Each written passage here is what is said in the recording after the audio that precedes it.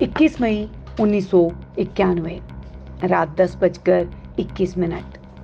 तमिलनाडु के श्री पेरंबदूर में एक चुनावी सभा में जोरदार धमाका होता है।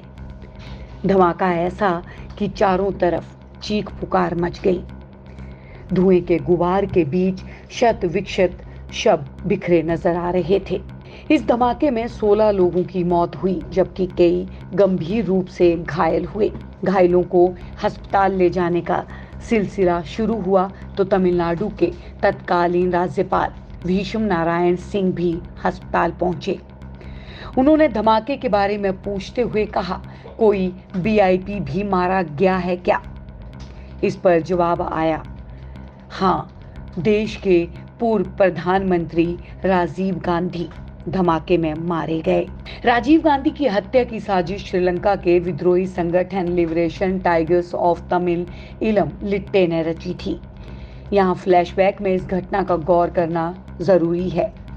1991 चुनावी साल था और राजीव की अगुवाई में कांग्रेस एक बार फिर केंद्र की सत्ता में आने के लिए पूरी जोर आजमाइश कर रही थी। राजीव को पूरा यकीन था कि चुनाव जीतकर वे एक बार फिर से देश के प्रधानमंत्री बनेंगे। धुआंधार प्रचार में व्यस्त राजीव गांधी का अगला पड़ाव तमिलनाडु था। इससे पहले वे आंध्र प्रदेश के विशाखापट्टनम में प्रचार की कमान संभाल चुके थे।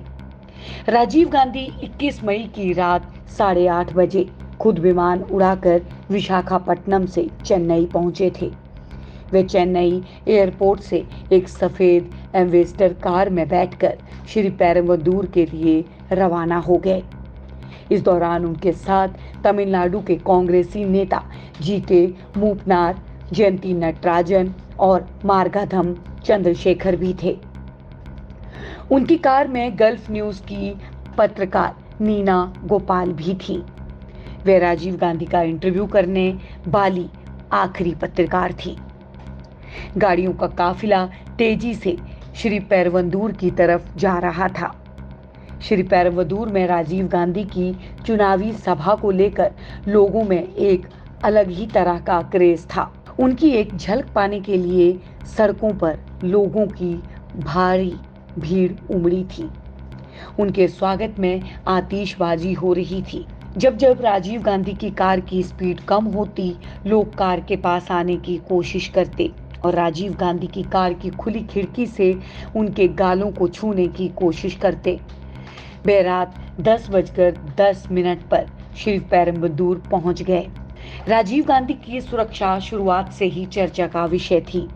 तत्कालीन सरकार ने राजीव की जेट सिक्योरिटी वापस ले ली थी और यहाँ श्री पेरंबदूर में उनकी सुरक्षा ना के बराबर थी।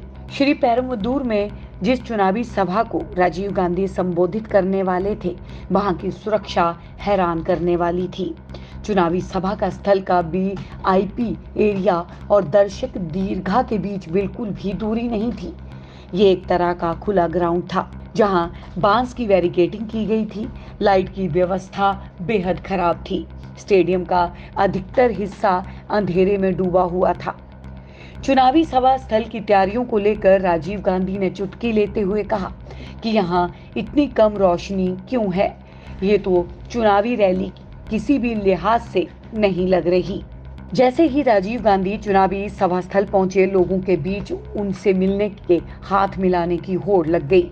वे रेड कारपेट से होते हुए मंच पर पहुंचे।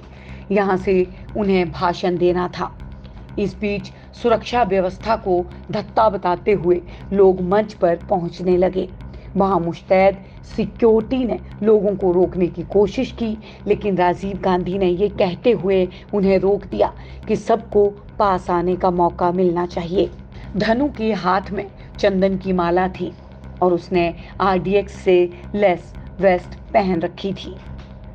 राजीव गांधी के साथ मंच पर ही जयंती नटराजन भी थी। वह राजीव से मिलने आ रहे लोगों की बातें तमिल से अंग्रेजी में अनुवाद कर उन्हें बता रही थी। तभी अचानक राजीव ने जयंती से कुछ कहा। शोर शराबे के बीच जयंती समझ नहीं पाई कि राजीव ने उनसे क्या कहा। वह सिर्फ इतना ही सुन पाई कि राजीव उनसे वहां से जाने को कह रहे हैं। जयंती को लगा कि राजीव उनसे उन 2 विदेशी पत्रकारों को लाने के लिए कह रहे हैं जो चुनाव प्रचार को कवर करने पहुंचे थे। जयंती मंच से उतरी ही थी कि अचानक जोरदार धमाका हुआ। वह जमीन पर जा गिरी। इससे पहले वह कुछ समझ पाती तब तक इतना धुआं चारों तरफ फैल चुका था। कुछ देर पहले तक दिखाई दे रही खुशी अब चीख पुकार में बदल चुकी थी। जिस समय ब्लास्ट हुआ उस समय गल्फ न्यूज की वरिष्ठ पत्रकार नीना गोपाल भी वहीं पर मौजूद थी। वे राजीव गांधी के मीडिया सलाहकार सुमन दुबे से बातचीत कर रही थी। जैसे ही ब्लास्ट हुआ, नीना ने कहा कि ये कैसी आतिशबाजी है, लेकिन अगले ही पल उनके मुंह से निकला, अरे नहीं, ये तो बम ब्लास्ट है। नीना बताती हैं कि उनके सामने जितने भी लोग थे सब उस बम की चपेट में आ गए थे। जमीन पर लाशें बिछी थी, कई शव जलकर काले पड़ गए थे। उनकी तरफ देखा भी नहीं जा सकता था। कई शवों के शरीर से धड़ गायब थे, कुछ के सिर या पैर नहीं थे। नीना ने सफेद रंग की साड़ी पहनी थी जो मांस के लोथड़ों और खून से सन गई थी। ये दो जग के किसी नजारे जैसा था। शत विक्षत शवों के बीच उनके सफेद रंग के लोटो ब्रांड के जूते दिखाई दिए। ये जूते राजीव गांधी के थे, जिन पर एक खरोच तक नहीं आई थी।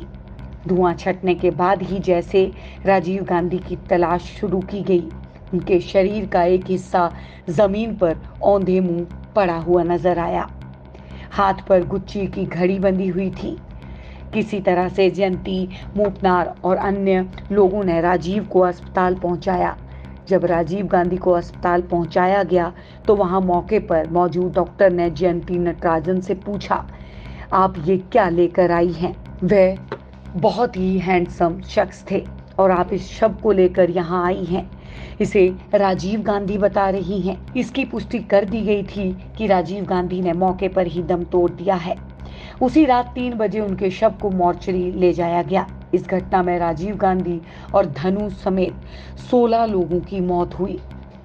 हत्या से कुछ घंटे पहले जब राजीव गांधी से पूछा गया था कि क्या आपको लगता है कि आपकी जिंदगी खतरे में है, इस पर उन्होंने कहा था कि आपने कभी नोटिस किया है जब भी दक्षिण एशिया का कोई नेता सत्ता में आने की कोशिश करता है या वो खुद के लिए या अपने देश के लिए कुछ हासिल करने वाला होता है, उस पर या उसकी हत्या कर दी जाती है। आप मिसेस इंदिरा गांधी को देखिए, शेख मुजीर बुरहान को देखिए, जुल्फिकार अली भुट्टो या फिर जिया उल हक को देखिए।